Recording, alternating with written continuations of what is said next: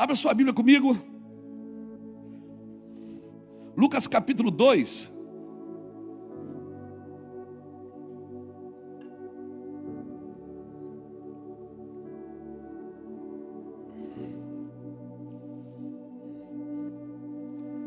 Lucas capítulo 2.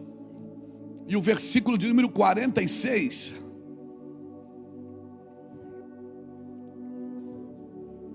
Glória a Deus. Lucas 2, 46 diz assim: 3 dias depois, acharam no templo assentado no meio dos doutores, ouvindo-os e interrogando-os. Pegou? É isso? E todos os que ouviam, muitos se admiravam da sua inteligência e das suas respostas. Logo que seus pais o viram, ficaram maravilhados, e sua mãe lhe disse: Filho, por que fizeste assim conosco? Teu pai e eu aflitos, estamos à tua procura. Ele lhes respondeu: Por que me procuráveis? Não sabeis que me cumpria estar na casa de meu pai? Não compreenderam, porém, as palavras que lhes dissera? E desceu com eles para Nazaré. Era-lhes submisso. Sua mãe, porém, guardava todas essas coisas no coração. E crescia Jesus em sabedoria, estatura, graça diante de Deus e diante dos homens. Amém, irmãos? Irmãos, nós estamos lidando nesses dias com uma geração que se conformou em ser morno, que se conformou com a mornidão, que não é quente, que não é frio, mas que se conformou a levar o evangelho na boa, vamos dizer assim. Não, querido, o seu evangelho precisa ser intenso, porque eu vou te falar uma coisa: isso é que nem um casamento. Às vezes esfria o amor, esfria o companheirismo, às vezes esfria a alegria, mas tem uma aliança ali. Ali tem uma aliança. Amém, querido? E tudo que tem uma aliança, ele precisa ser nutrido e regado. E eu tenho visto uma geração que se conforma em ser morno, uma geração que vive tentando escapar da dor do treinamento, da dor do aperfeiçoamento, porque aperfeiçoar dói, treinar dói. E eu e você precisamos estar submissos a isso. Por quê? Porque nós nunca mais vamos viver. Do dia que eu entreguei minha vida para Jesus, eu nunca mais vou viver do meu jeito. E eu sempre pergunto isso: se você queria viver do seu jeito, por que então que você entregou sua vida para Jesus? E você não vai conseguir viver do seu jeito. Não, pastor, porque é impossível. Aquele que já experimentou o dom de Deus, ele consiga ser feliz fora disso. É impossível, irmãos. Essa semana eu li uma frase que eu achei muito interessante. Dizia: às vezes dói como nunca, para não doer nunca mais. Às vezes dói como nunca o momento que você está passando, mas é para não doer nunca mais. Às vezes você está passando um momento difícil, mas esse momento é pedagógico, e eu e você precisamos aprender. Então eu e você não precisamos compreender tudo. Nós precisamos ter uma visão correta de Cristo. Por que Cristo me chamou para viver isso? E essa noite eu queria gastar esse tempo de culto para trazer para a gente uma cosmovisão do reino de Deus. Ou seja, o homem, a mulher que vive no reino de Deus, qual é a cosmovisão que ele precisa ter? Entregar para o Senhor os seus sonhos é fácil. Por quê? Porque você não viveu ainda. O difícil é entregar para o Senhor as suas culpas, as suas derrotas, as suas decepções, os seus medos. Porque é mais difícil entregar o que você já viveu do que o que você não viveu ainda. É muito difícil entregar o que você já viveu. Onde você perdeu, onde você sofreu, onde você se decepcionou. A gente está sempre tentando proteger esse lugar, para que a gente não passe por isso de novo. E eu te falo, se isso não deixou coisas boas em nós vamos ter que passar de novo. A gente está sempre tentando proteger o lugar ferido. E eu vou te falar, e se isso não nos curou, nós vamos ter que fazer a prova de novo. Querido, ele na igreja primitiva, Jesus na igreja primitiva, ele não mandou os discípulos como ovelhas, ou melhor, como predadores. Ele mandou como ovelhas. Ele disse: vocês vão ser enviados como ovelhas em meios de lobos. Então, para você ter uma ideia, a partir do momento que você entrega a sua vida para Jesus e quer viver uma vida sadia na presença de Deus, você não está aqui para ser predador, está aqui para ser presa.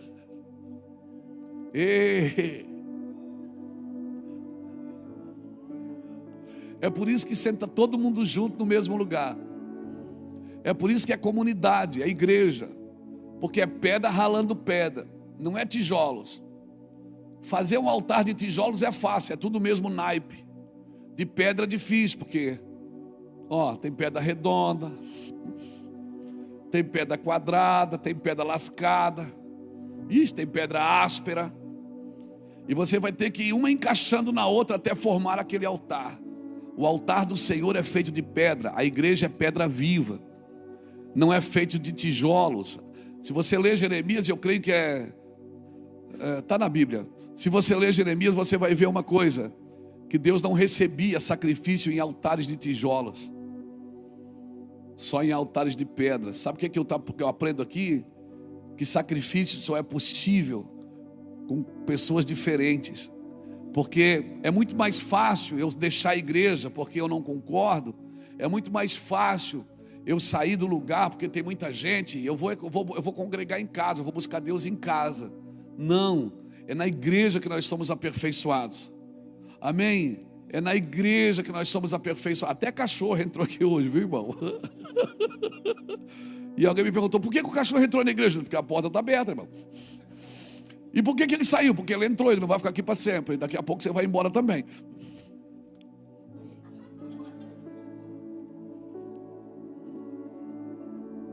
Amém? Vai dar certo. Esses tapetes baratos que vocês compram. Glória a Deus.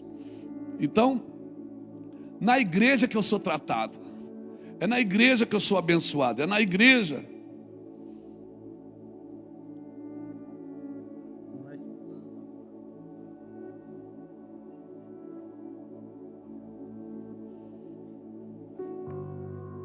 Não deu. Não tira. Deixa aqui que eu quero cair umas 3 vezes aqui ainda. Então é muito mais simples você viver isolado. E a Bíblia fala no capítulo 18 de Provérbios que quem busca o isolamento, quem se isola, busca a sua própria ruína, e insurge-se contra a verdadeira sabedoria. Aquele que se isola, ele busca a sua própria ruína. Agora nem eu posso errar o versículo que eles botam ali atrás, né, irmão? Né?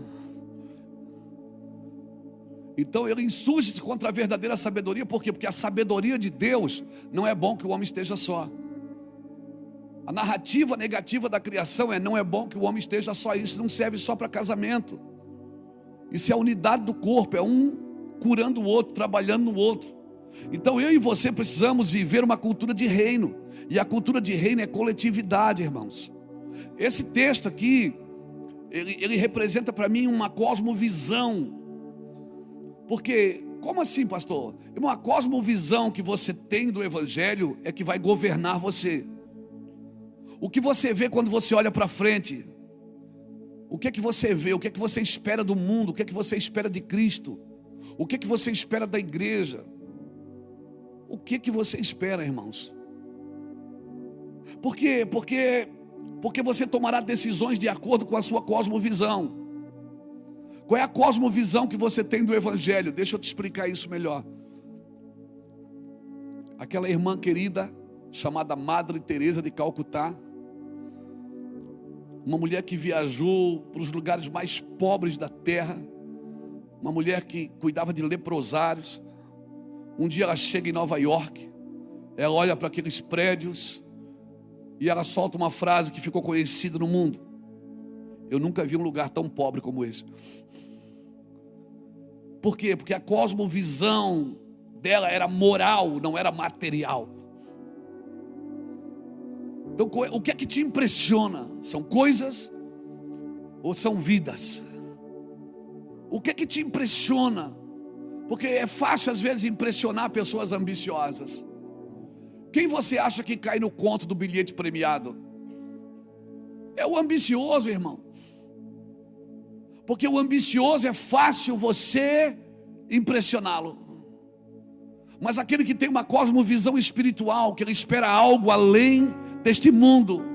E Jesus deixou claro para os seus discípulos, ele disse: olha, vocês que deixaram tudo por mim, vocês viverão e ganharão 100 vezes mais nessa vida e na vida que está por vir. Sabe o que Jesus está dizendo? Não espere só dessa vida, porque o homem que espera só dessa vida é o mais miserável dos homens. A vida não termina quando Deus tirar o seu fôlego de vida. Para mim a vida vai começar ali. É como se você estivesse fazendo um vestibular agora, irmãos. E se você for bem no cursinho, você vai viver a vida eterna com Cristo. Aleluia! Aleluia! Então qual é a cosmovisão que eu tenho da igreja? Eu vou lá domingo, me reúno, falo 2h30, fico lá, depois a gente vai comer lanche e vamos para casa, e segunda a vida continua, é a vida que segue. Não, irmãos, não. A cosmovisão que eu tenho do reino de Deus, ela que vai ditar as decisões que eu preciso tomar. E qual era a visão que governava a vida de Jesus desde 12 anos de idade? Desde 12 anos, Jesus um dia, eles estão em Jerusalém, seus pais, eles se perdem dos seus pais, e eles acharam ele, foi 2 ou 3 dias depois, e ele estava no meio de doutores, no templo lá. E a mãe disse: meu filho, o que você fez isso? Ele disse: por que você estava me procurando? Qual era a cosmovisão que governava ele? Tratar dos negócios do meu pai. Desde 12 anos ele já tinha uma visão, uma cosmovisão. Eu estava tratando dos negócios do meu pai. José e Maria chegaram, ele se submete, a Bíblia diz que ele segue os pais e é submisso a eles. O que é que eu aprendo aqui? Ele tinha uma cosmovisão, mas ele sabia que ainda não era o tempo. Ele estava submisso a pai e mãe. Ele estava submisso aos seus líderes, à sua família. Ei, Deus tem algo com você, talvez ainda não é o tempo, mas já está escrito, meu irmão. Deus tem algo com você e talvez ainda não é o tempo, mas já está escrito. Se prepare, porque a qualquer momento você entra na água, o Espírito vem sobre você, ativa o que tem aí dentro, e tudo que tem aí dentro vem para fora, e você passa a andar numa velocidade que você nunca andou na sua vida. Alguém dá um glória a Deus. Aí você fica: será que é isso mesmo? Será que vai acontecer? Eu era criança, eu me lembro, hoje eu me lembrei disso lá em casa. Eu me lembrei disso lá em casa. Eu era menino, tinha 8, 9 anos. Nós brincávamos na casa do meu avô, o seu Noca e a dona Moringa, meus avós. Eles eram presbiterianos. Nós amarrávamos o fio de ferro na cadeira e ficava brincando de culto. Abria o inário e ficava cantando hinos do inário. E era muito bom abrir a Bíblia na casa do meu avô, porque sempre tinha dinheiro dentro. Eles já estavam mais velhos, eles esqueciam do dinheiro dentro. E agora a gente já tinha dinheiro para oferta também. A gente já estava brincando. Eu saí dali, me perdi, meus pais se separaram, a gente se perdeu nas drogas. Mas tinha uma cosmovisão de reino lá dentro, irmãos. Estava lá dentro, e um dia que as águas se abriram para nós entramos nelas, e o Espírito Santo veio. Eu quero dizer para você que já está tudo aí dentro. Por favor, não é porque não está acontecendo agora. Jesus estava lá dando um show aos epicureus, dando um show de teologia, falando coisas inefáveis, fazendo perguntas, que aqueles homens ficaram: uau, esse menino só tem 12 anos. Mas quando o pai e a mãe chegam, a Bíblia diz que ele vai embora com o pai e a mãe se submete a eles. Estava dizendo: eu sei o que vai acontecer, ainda não é o tempo. Um dia ele sai, entra no Jordão, o Espírito vem sobre ele e agora a palavra muda. Ele diz: não ouve mais ali, ouve aqui. Não está mais lá no templo. Agora esse é meu filho amado. A palavra está com ele agora, ouve ele. Ei, se prepare. Não é porque não está acontecendo agora, não desista, porque não está acontecendo. Ei, a realidade é o que está dentro de você, não é o que está fora de você. E você nunca vai viver nada aqui fora sem viver aqui dentro primeiro. Você tem que acreditar no que você carrega, para depois você desfrutar o que você vai viver. Dá glória a Deus aí. Aleluia. Aleluia. Irmão, eu sempre acreditei. Quando nós voltamos para Jesus com 28 anos, hoje eu tenho 57, faz 29 anos. Eu sempre acreditei. Eu acreditei quando era só uma bicicleta. Eu acreditei quando eu entrava, tinha que entrar pela catraca do ônibus, pedir para o cara deixar eu descer por trás, que eu não tinha dinheiro. Eu acreditei. Não estava acontecendo nada aqui fora, mas a cosmovisão estava aqui dentro. Porque a cosmovisão que você tem do reino de Deus, você vai tomar decisões por ela. Se você desistir agora, você vai tomar decisão por ela. Está aí dentro.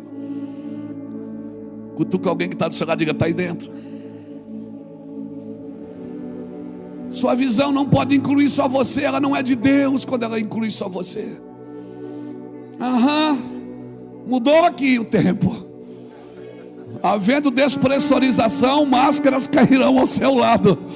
Aleluia. Aleluia. Mudou aqui. Mudou aqui. O ambiente é profético. Deus trouxe você aqui. Deus trouxe você aqui para ouvir isso.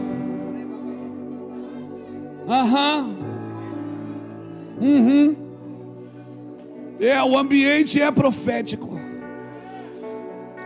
O mundo está preparando você para viver uma cadeia de domínio, irmão.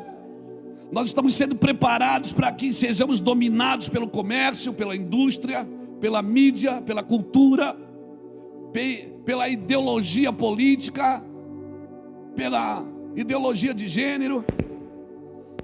O mundo está tentando controlar a sua vida, está tentando preparar a sua mente para um ambiente de domínio, de controle. Uma cadeia de domínio que determina o que você vai ser, o que você vai ter e o que você vai fazer. O sistema treina você para uma cosmovisão materialista. Ou seja, você precisa ter aquilo. O sistema vem treinando as pessoas para ter uma cosmovisão materialista. Quando eu tiver aquilo eu vou ser feliz. Você vai ver, você vai chegar ali e você vai ver que felicidade não é aquilo. Eu vou falar para você, eu já estive em mais de 50 nações pregando o Evangelho. Eu já preguei em ambientes para mais de 100 mil pessoas. E tudo que eu queria no começo, quando eu e a Iraci nos convertemos, era eu queria ser um pregador. Vou pregar no ginásio, vou pregar no estádio, vou pregar nas nações.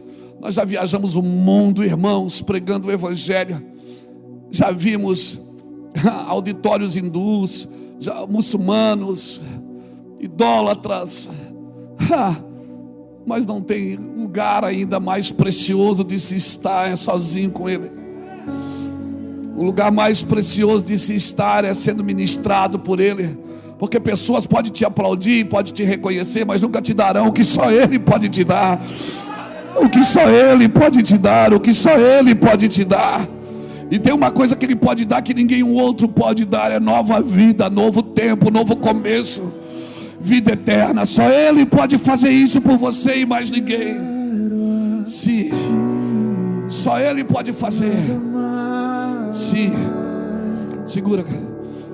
Uma cosmovisão para consumirmos mais do que precisamos, comer mais do que precisamos, ter mais do que o necessário. Isso é uma cosmovisão materialista, sistemática, que quer treinar sua mente e sua alma para viver dessa forma. Sabe? Bota aqui para mim 1 Samuel, capítulo 4. 1 Samuel, capítulo 17, versículo 4. Deixa eu mostrar uma coisa para você. Então saiu do arraial dos filisteus um homem guerreiro, cujo nome era Golias, de Gate, da altura de 6 côvados e 1 palmo. Trazia na cabeça um capacete de bronze e vestia uma couraça de escamas, cujo peso era de 5.000 ciclos de bronze. Trazia caneleiras de bronze nas pernas e um dardo de bronze entre os ombros. Hastes na sua lança era como o eixo do tecelão, e a ponta da sua lança de 600 ciclos de ferro.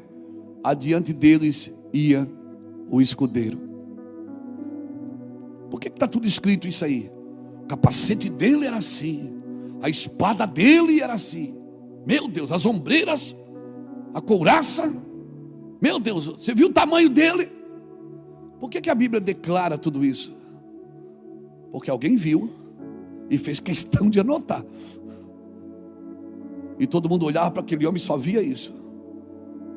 Bronze para todo lado, altura, expansão, quiomão.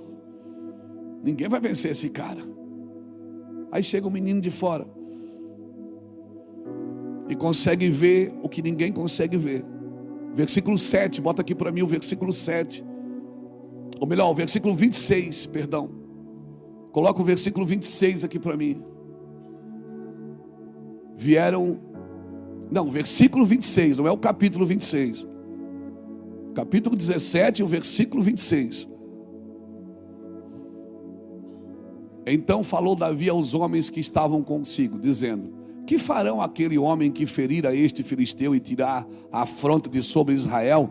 Quem é, pois, esse incircunciso filisteu para afrontar o exército do Deus vivo? Todo mundo viu o exército, bota lá. Só muda quando eu pedir. Todo mundo viu a couraça, viu o escudo, viu o capacete, viu a espada. Mas o Davi viu o que ninguém viu, que ele era incircunciso. Davi disse: ele não tem pai. Do que adianta ter tudo aquilo para mostrar e não ter paternidade? Quem é esse incircunciso? Davi viu que ele era incircunciso. Sabe como chama isso? É você ver o que ninguém vê. Você está assustado porque está vendo coisa que todo mundo está vendo. Mas você tem que ir além, você tem que ver o que ninguém vê. Se você quer viver o que poucos vivem, você não pode fazer o que muitos fazem. Sabe, Davi olhou para aquele homem, ele não viu capacete, ele não viu tamanho, ele não viu espada. Tanto é que ele pegou a espada do cara e arrancou a cabeça dele depois. Beto, ele não viu nada. Ele disse: esse cara não é circuncidado. Ele não tem paternidade. Do que adianta ter tudo isso e não ter paternidade? Depois que Davi derruba e mata o gigante, Davi vem com a cabeça do gigante e com a espada na mão. Saul faz uma pergunta para Abner. Saul pergunta assim, Gladys: de quem é filho esse menino? Ou seja, não tinha nada para mostrar. O menino chegou lá de estilingue, de havaiana, de conga. Quem já usou conga aqui sabe que é horrível. Você ia para a escola de conga, aquele negócio esquentava, irmão, na frente, derretia os dedos da gente.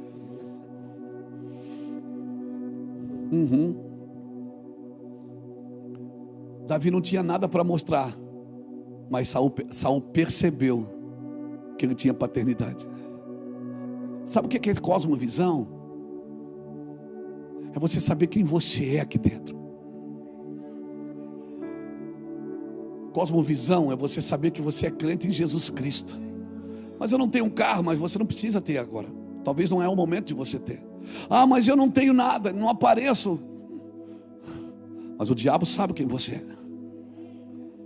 Ele sabe quem você é.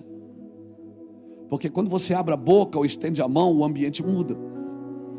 E sabe por que o ambiente muda? Por causa da cosmovisão, daquilo que você carrega. E você entende que aquilo que Deus te deu não tem a ver só com você, tem a ver com o propósito de Deus. Irmãos, do que adianta ter escudo, ter espada, ter... que adianta? Do que adianta ter Ferrari e não ter vida? Do que adianta o homem ganhar o mundo inteiro e perder a sua alma? Do que adianta? Aleluia. Quando começou a pandemia, eu estava lendo uma reportagem da filha do dono do Banco Safra, que morreu na pandemia. O dono do banco morreu na pandemia. Ela escreveu assim no seu Twitter: tudo que meu pai queria era respirar, e todo o dinheiro que nós temos não pôde comprar o ar para o meu pai. Eu olhei para aquela mensagem ali no Twitter e pensei: Deus, só o Senhor é o dono da vida. Sabe, irmãos, do que adianta o homem ganhar o mundo inteiro e perder a sua alma? Uma vida semelhante à de Cristo. Irmãos, uma vida sem sofrimento não tem nenhuma semelhança com Cristo. Uma vida sem passar poucas e boas não tem nenhuma semelhança com Cristo. Cristo não prometeu vida boa para ninguém. Ele só disse: eu estarei com você todos os dias. E você pode estar passando no vale da sombra da morte, mas se Ele prometeu que Ele está com você todos os dias, pode olhar para o lado ou pode olhar para cima. É melhor olhar para baixo. Não, é melhor olhar para cima, porque abaixo de você não tem nada, mas acima tem. Olha para cima e você vai ver, porque isso Ele prometeu. Eu vou estar lá, Luiz. Depois, irmão, de superar o sofrimento, o seu coração vai estar cheio de compaixão, o seu coração vai estar quebrantado. Por isso, quando a pessoa começa a passar dias difíceis, ela perde a visão, ela perde a noção, porque ela não sabe o que fazer. Puxa, eu vivi até aqui, ganhei dinheiro, fui abençoado, e agora? Vou morrer assim? Não, bebê, você não vai morrer. Fica tranquilo, descansa, descansa, guarde seu coração, porque quem está vivo nunca morrerá. Agora você precisa ter uma cosmovisão do que é vida, do que é vida eterna. Senão a sua vida vai se prender somente em alguns anos. A Bíblia diz que a vida do homem é de 60 a 70. Alguns por sua robustez chegam a 80. O que passar disso é canseiro e enfado. Então esse é o limite. Mas a Bíblia diz que na sua velhice ainda darão frutos e serão viçosos e florescentes. Amém, irmãos? Agora a sua vida não termina quando Deus tira o fôlego de vida. Se você tem uma cosmovisão de continuidade, amém? O que o sofrimento me ajuda? Ele me ajuda a ficar melhor.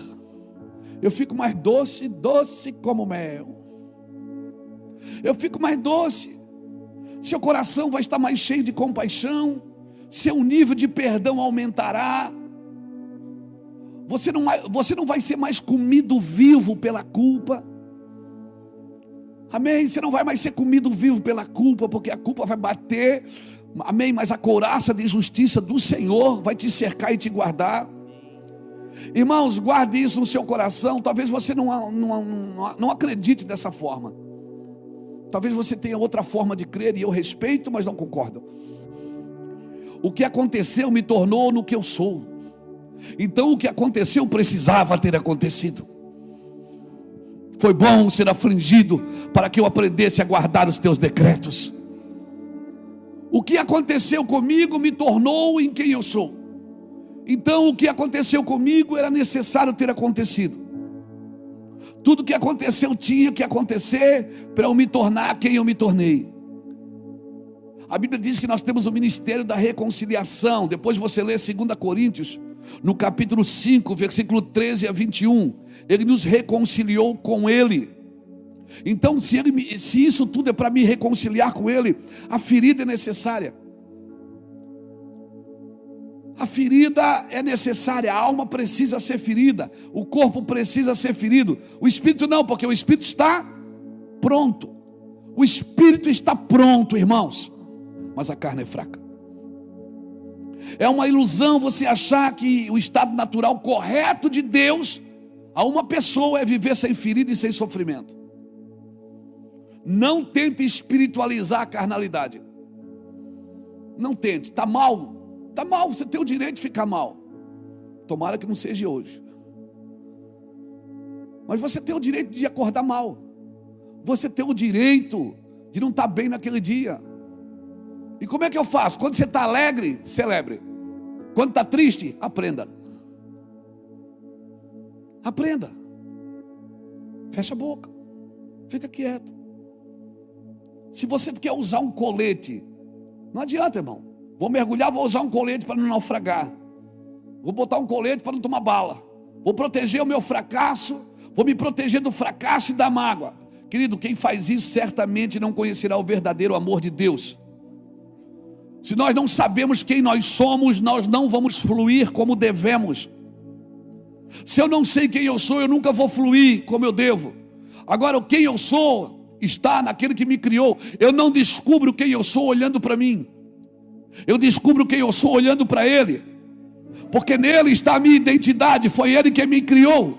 Então, para me conhecer, eu preciso conhecê-lo primeiro. Senão eu vou estar sempre querendo ser uma coisa que eu não sou.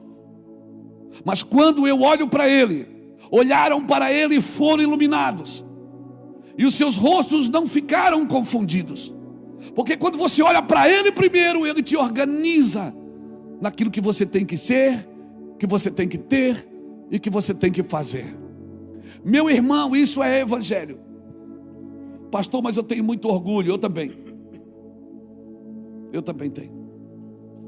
Bota aqui para mim Tiago capítulo 4 e versículo 1. Aleluia. Você está bem? Está tudo bem? Isso, dá uma relaxada. Quer ficar de pé para mexer um pouco? Não, está tudo bem?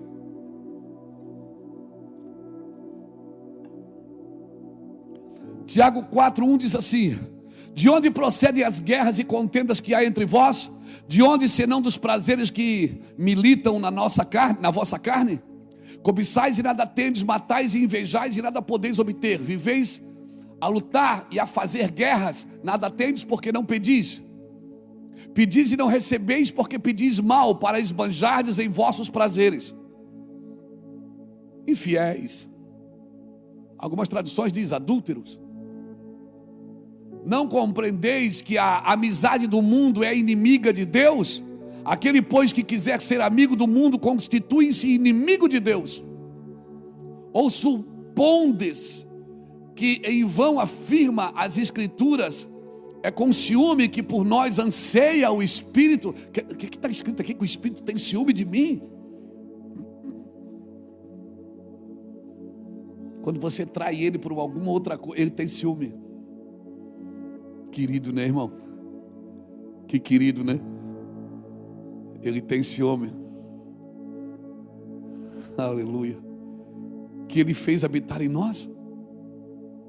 Antes Ele dá maior graça, pelo que diz: Deus resiste aos soberbos, mas dá graça aos humildes. Sujeitai-vos, portanto, a Deus, mas resisti ao diabo, e ele fugirá de vós. Ninguém consegue resistir ao diabo sem primeiro se sujeitar a Deus. Ninguém vai conseguir vencer Satanás sem primeiro se sujeitar a Deus. Vamos lá, 8. Chegai-vos a Deus e Ele se chegará a vós outros. Purificai as mãos, pecadores. E vós que sois de ânimo dobre, limpai o coração. Afligi-vos, lamentai e chorai. Converta-se o vosso riso em pranto e a vossa alegria em tristeza. Como é que é isso? Ele está dizendo para me parar de rir e chorar? Ele está dizendo: afligi-vos, volta lá no 9. Afligi-vos, lamentai e chorai. Converta-se o vosso riso em pranto e a vossa alegria em tristeza.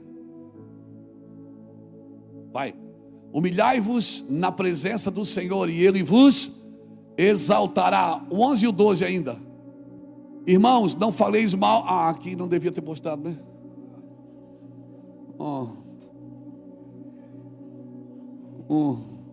Irmãos, não faleis mal um dos outros. Aquele que fala mal do irmão ou julga seu irmão, fala mal da lei e julga a lei. Ora, se julgas a lei, não és observador da lei, mas és juiz. E há um só legislador e juiz, aquele que pode salvar e fazer perecer. Tu, porém, quem és que julgas o teu próximo?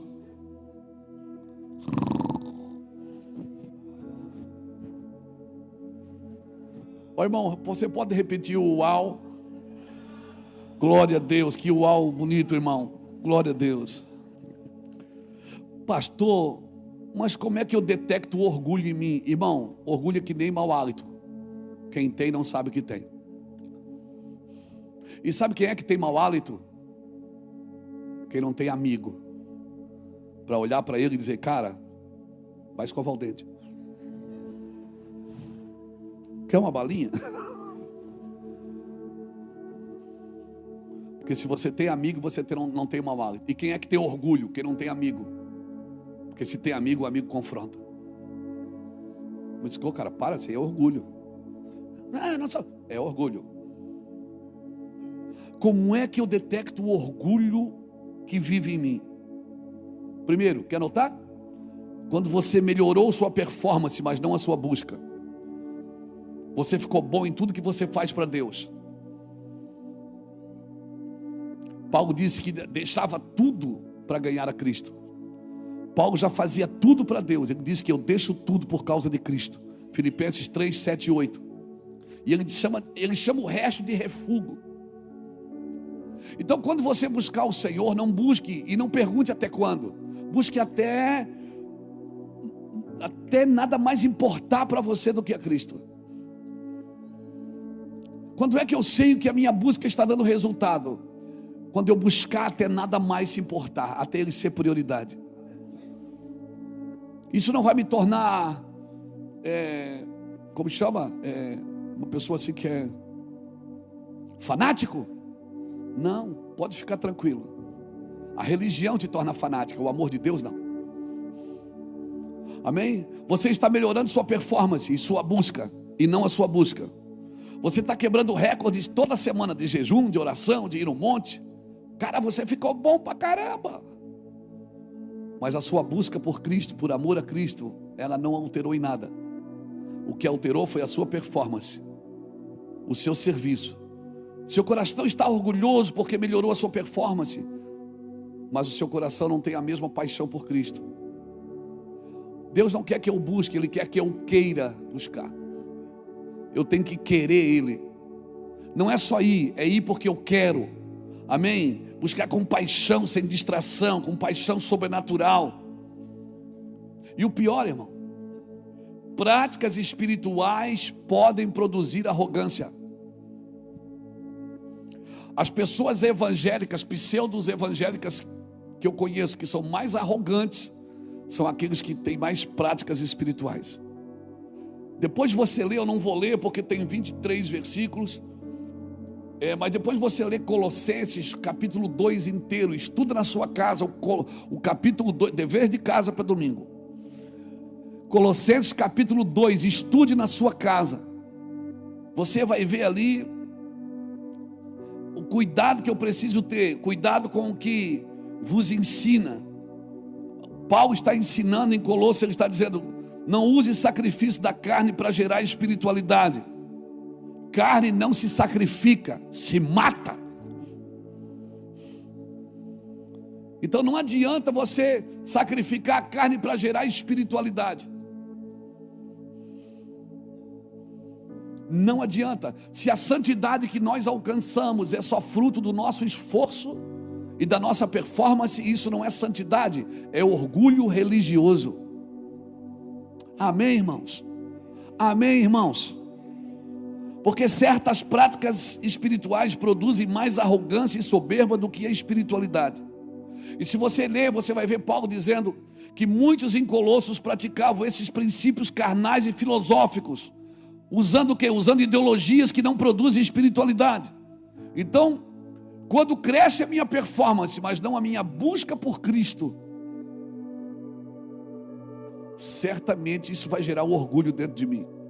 Segunda coisa, Quando você não entende que tudo que precisa de arrependimento é pecado.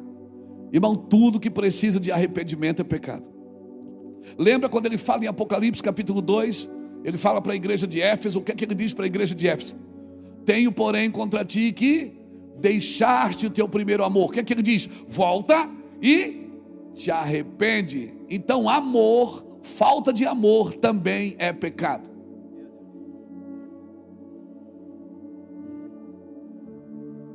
Então o pecado não é só fazer a coisa errada, é deixar de amar. Pecou? Pegou? Pecou não? Pegou? Pecado não é só fazer as coisas erradas. Tiago 4,17 diz que se está na tua mão o poder de fazer o bem e tu não fazes, cometes grande pecado. A falta de amor pelo próximo também é pecado. Deixar de tornar importante aquilo que é importante é pecado. E se eu empurrar meu cristianismo com a barriga, é porque ele tem pouca importância. Se eu não tenho mais a intensidade, aquela vontade louca, aquela paixão que me gera lágrimas, se eu não tenho mais isso, irmãos, certamente eu preciso me refazer no Senhor. Se eu botei o meu cristianismo no piloto automático, eu preciso me refazer no Senhor. Às vezes é muito perigoso o seu trabalho para o Senhor se tornar mais importante do que o próprio Senhor na sua vida. Eu estou no ministério e eu sei o que eu estou te dizendo. Às vezes eu tenho que parar o trabalho para voltar para o Senhor. Mas eu trabalho para o Senhor, mas eu tenho que parar o trabalho para o Senhor, para voltar para o Senhor. Por quê? Porque o trabalho se tornou mais importante do que o próprio Senhor do trabalho. Você está me entendendo? Aleluia. Terceiro, quando você não entende que o propósito da redenção é adoração. Ninguém, a redenção, a graça, Jesus te salvou, você não precisou fazer nada. Mas existe um lugar de redenção para você viver nele. E essa redenção vai trazer em você restituição de coisas que você deixou pelo caminho, que nós vamos deixando pelo caminho. Irmão, o propósito da redenção é adoração. Êxodo capítulo 4, quando ele manda Moisés e Arão ir falar com o faraó, ele disse: deixa meu povo ir para que me sirva e me adore no deserto. Ou seja, o propósito da redenção é adoração. O anseio do coração de Deus era sempre estar sendo adorado. Não que ele precise, mas eu preciso por causa da minha redenção. Enquanto mais eu adoro, mais redimido eu me torno, mais longe do pecado eu me torno. Eu estou falando de adoração. Amém, irmãos? Alguém perguntou assim na internet: por que eu já fui na igreja de vocês, por que vocês ficam pulando? Eu disse: porque a gente não sabe voar. Se a gente soubesse voar, a gente voava e não pulava. Mas não sei para que ficar pulando na hora da... porque a gente queria voar, queria pegar. Mas não é exagero? É exagero. Eu amo o exagero. É, pastor? É. Eu vou te falar, o problema da igreja não é o exagero, é o controle. O problema da igreja não está nos exageros. Deixa o menino rodar. O problema é o controle.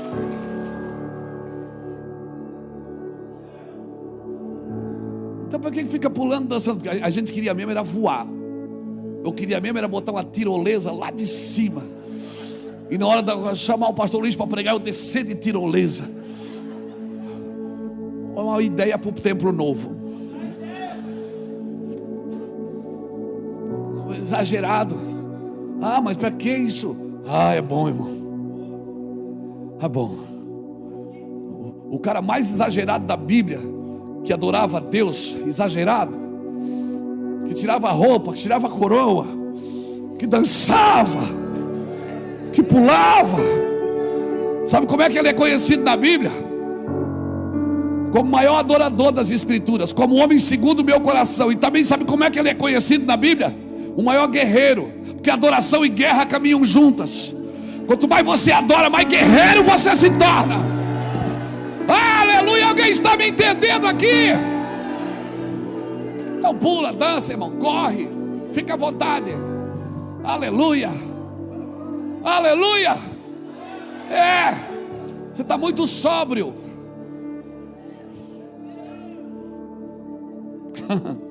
Aí, o que acontece? O povo disse, Moisés disse assim lá, cara, que coisa linda isso. Coisa linda isso, não estou falando do Lapa, estou falando daqui.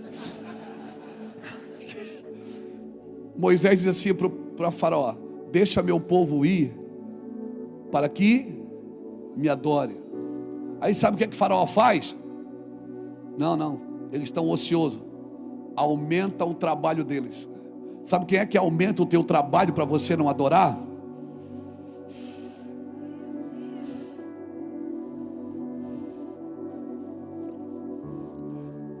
E todo obreiro da casa do Senhor que só trabalha e não adora, serve mal.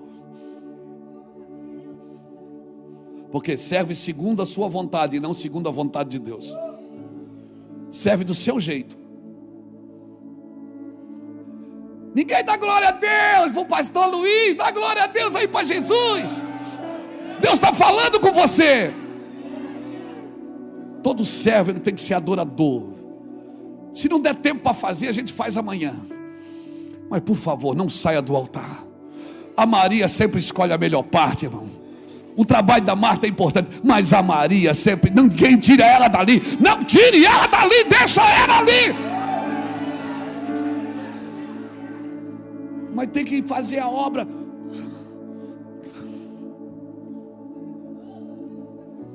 Tem gente que não adora, só arruma demanda para quem adora. Arruma demanda para a igreja.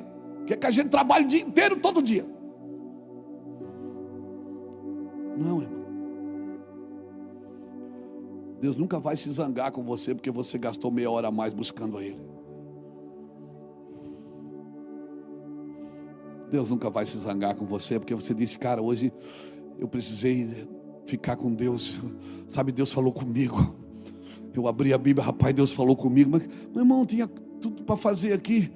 Não, irmão, você pode adorar. Se o pastor brigar, não entendeu também.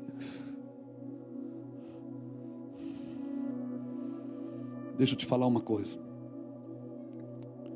Quem aumenta o teu trabalho para você não adorar é Faraó, ou líderes que têm a síndrome dele. Esse povo está muito ocioso, vão dar trabalho para eles não ter tempo de adoração. Então, irmão, o trabalho não impressiona Deus.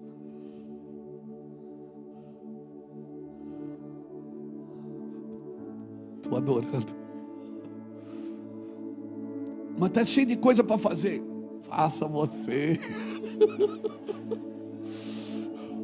E eu te garanto, quando você sair dali, pelo menos uns 30% do que você tinha que fazer já está pronto, já está resolvido. Por quê? Porque as coisas vão indo para o lugar na medida que Deus vai fazendo, irmãos. Tem uma cosmovisão correta daquilo que Deus quer de você. Ei, tem uma cosmovisão correta daquilo que Deus quer de você. Ler é importante. Só que a Bíblia não é a comida, a Bíblia é o menu. A Bíblia, ela não é a comida. A Bíblia é o menu, a comida é Cristo.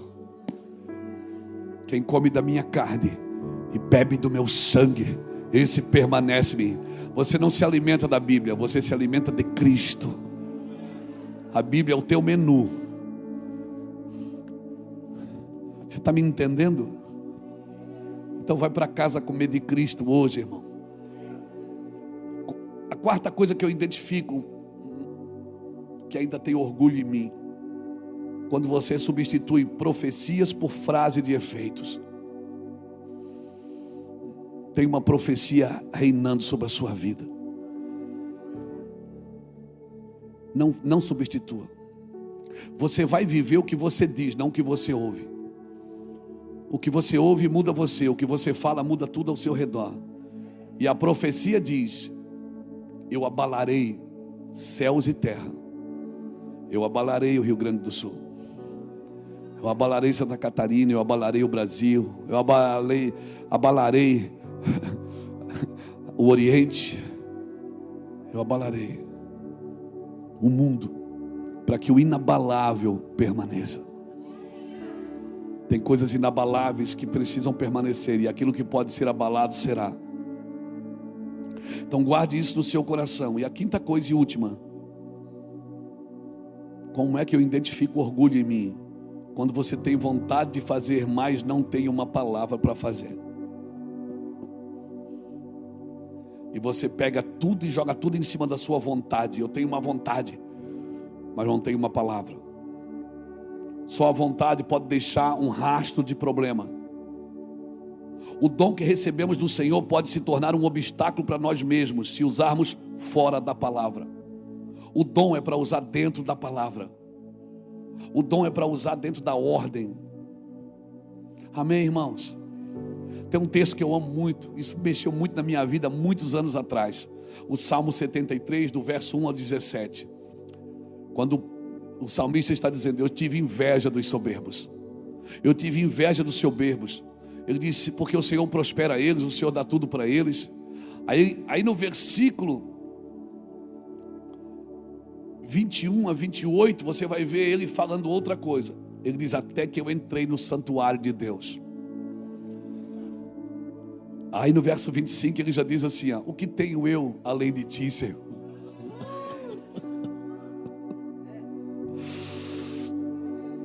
E não há na terra quem eu deseje mais do que tu. Aquele homem que estava com inveja do outro, ele falou assim: até que eu entrei no santuário, ou seja, até que ele foi adorar. Quando ele adorou, ele disse: cara, eu estou invejando coisa nada a ver. O pastor já viveu isso? Já. Eu já quis ser o maior pregador do Brasil. Eu já quis ter a maior igreja do estado. Eu já quis ser o cara mais famoso do evangelho. É, pastor? Fui, eu quis. Faz tempo, mas eu quis. E graças a Deus que eu tenho amigos que falavam para mim que eu estava com mau hálito. Graças a Deus que eu tinha amigos que, de verdade, que diziam: você está com mau hálito. E eu queria bater neles, mas eles me deram uma balinha chamada misericórdia. E eu fui buscar Deus, e Deus disse: para que você quer ser grande? Para quê? Não está bom assim? Eu digo: está lindo, Jesus. Ele diz: Luiz, quem quiser ser o maior, seja como o menor. Faz anos isso, irmãos. Eu também quis ser, até que eu entrei no santuário. E quando eu entrei no santuário,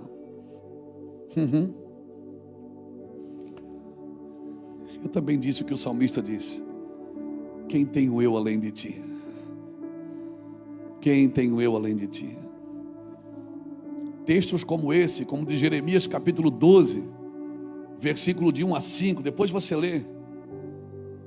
Quando Jeremias fica apavorado, ele diz: por que o Senhor prospera o caminho dos ímpios? Por que o Senhor, esses caras fazem tudo errado e o Senhor dá tudo para eles? Jeremias 12, de 1 a 5. Depois você lê. Jeremias ele já era considerado o profeta chorão, né? Ele está lá batendo. Aí no versículo 5, Deus responde para ele. Deus diz assim: se tu te fadigas correndo com os homens que vão a pé, como tu vais competir com os cavalos? Se tropeças em terra segura, como andarás nas florestas do Jordão? Jeremias está reclamando, dizendo: por que o Senhor prospera o ímpio? Por que dá tudo certo? Aquele cara faz tudo errado e dá tudo certo para ele. Por quê? Aí o Senhor responde para ele no verso 5: se te fadigas correndo com os homens que vão a pé, como poderás competir com os que vão a cavalo? Ou seja, se nessa velocidade você já cansou, sabe qual é o nosso problema? É que a gente se compara. E quem compara, compete. E essa não é a cosmovisão do reino. Porque você não precisa se comparar com ninguém. Ele te amou. E no meio de 7 bilhões que permeiam a face da terra, Ele amou você. Ele te deu um DNA que só você tem. A impressão digital do seu dedo é só você quem tem, ninguém mais tem. Ela é sua, é exclusiva. E não importa quantas milhões de pessoas permeiam a face da terra, você é exclusividade, propriedade exclusiva. Ninguém estaciona aí se ele não deixar. Aleluia. Então é nesse lugar que eu vim aqui hoje para tirar você dele, irmãos, e para te dar uma cosmovisão. Tira essa cosmovisão de sofrimento da sua vida. Tira essa cosmovisão de não ter vantagem, de estar sempre ser um perdedor. Tira essa cosmovisão de só declarar derrotas, porque essa não é a derrota que Deus tem para você, não é a vida que Deus tem para você. A cosmovisão de Jesus com 12 anos, ela determinou o que ele faria. Ele disse: por acaso eu não cuidaria das coisas do meu pai? Estava lá com 12 anos, já sabia o que fazer. Deixa eu te falar uma coisa. Tem coisas que Deus colocou dentro de você que ninguém pode tirar de você. Mas você precisa ver isso. Porque até que você se ame, até que você se considere, até que você acredite em quem você é, isso não é para você ficar soberbo, nem altivo, mas para você ter, sabe, ter uma cosmovisão de reino de Deus. Deus me deu algo e não é para mim. Deus me deu algo e é para alguém. Alguém vai carregar isso. Isso que Deus me deu é para servir alguém. Deus me levantou, não é por causa de mim, é por causa de alguém. Deus me deu uma palavra, não é para mim. Se Deus me deu uma palavra, talvez não seja para mim. Reino de Deus não tem a ver só com você, porque se tem a ver só com você, não é de Deus essa visão. Visão que só inclui a gente não é de Deus. Eu preciso morrer. A preda carne não se sacrifica, se mata. Matai a vossa carne, apresentando ela como um sacrifício vivo, santo e agradável a Deus, levando ela para o altar. Mas não se sacrifica, se mata. Amém, irmãos? Ela não se converterá nunca. Um pastor um dia sentou comigo, o pastor José Rodrigues da MCM, me levou eu lá para lá no quarto dele, lá onde ele mora, na região de Goiânia, Trindade. O quarto dele é assim em cima, numa torrezinha. Ele fez lá, levou, sentou eu lá no quarto dele, disse assim: Luiz, ele tem 84 anos hoje, 84, 85. Eu vou ir lá para lá, sentamos, ele falando: Luiz, deixa eu te falar. Ele fala assim, meio goianês. Eu disse: Luiz, rapaz, Deus está levantando você. Eu digo: amém, pastor. Ele diz: rapaz, vou te falar, quantos anos você tem? Na época eu tinha 52, faz uns 5 anos isso. Foi antes da pandemia, né, Lapa? Ele disse assim: Luiz, você vai ser muito tentado, viu? Você queria botar a mão na minha cabeça e dizer: receba o poder. Eu já ia cair na unção. Se Deus não me derruba, eu me jogo. E ele disse: Luiz, você vai ser muito tentado, viu? Tribulado vai ser. Eu digo: pastor? Mas você tem 50, 52, mas quando você fizer 60, você vai continuar sendo? Eu digo: pastor? E quando você tiver 70, rapaz, você pensa que diminui? Pois só aumenta.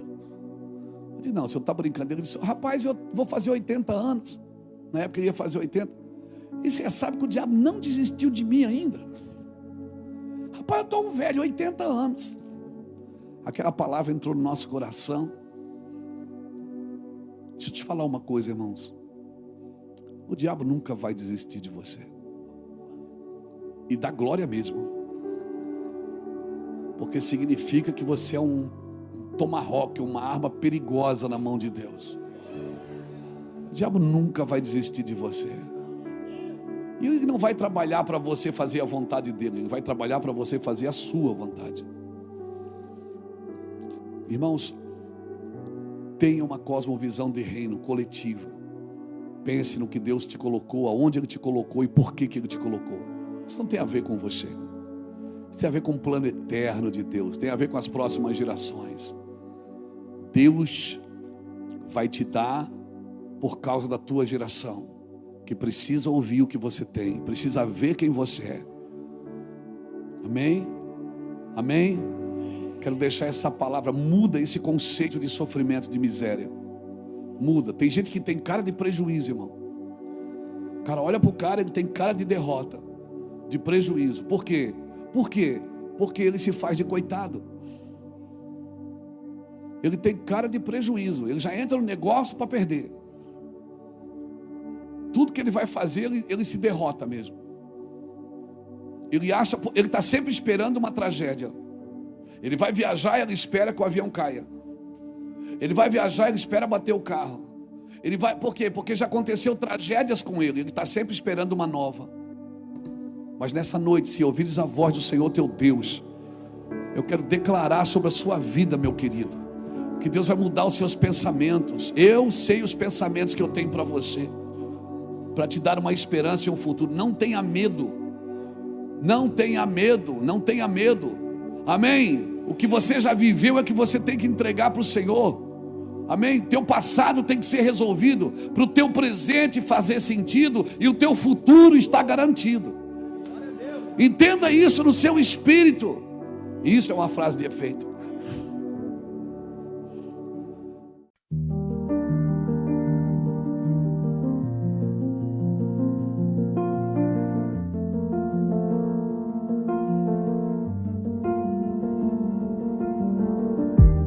I was counting every second,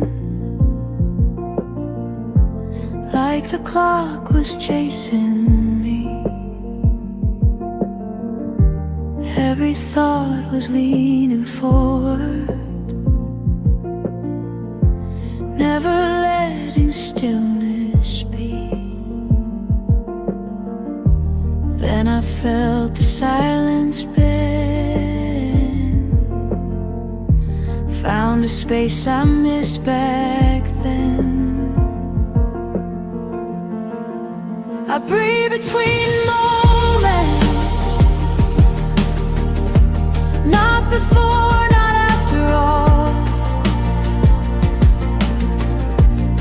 In the pause when nothing's chosen,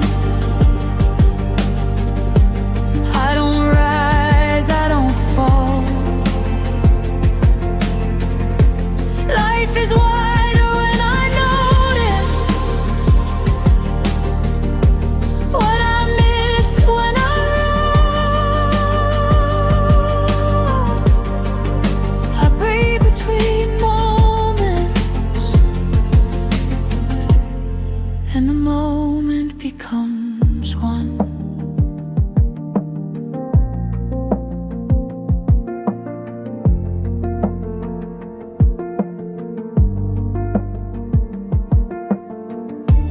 All the noise is self-created, every rush I didn't need. Now I let the edges soften, let the world move at my speed.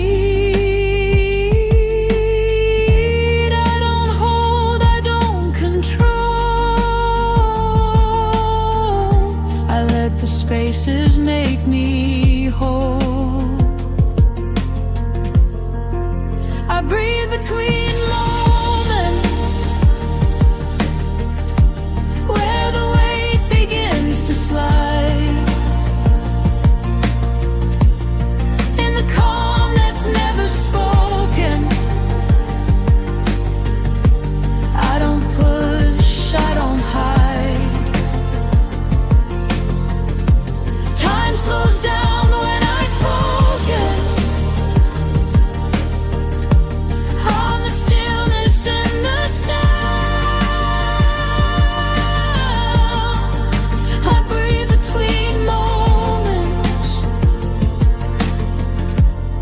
where I'm finally around.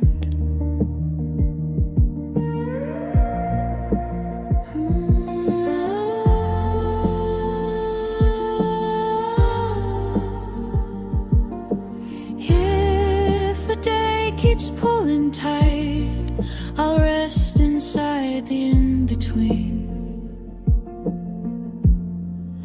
That's where I stay tonight.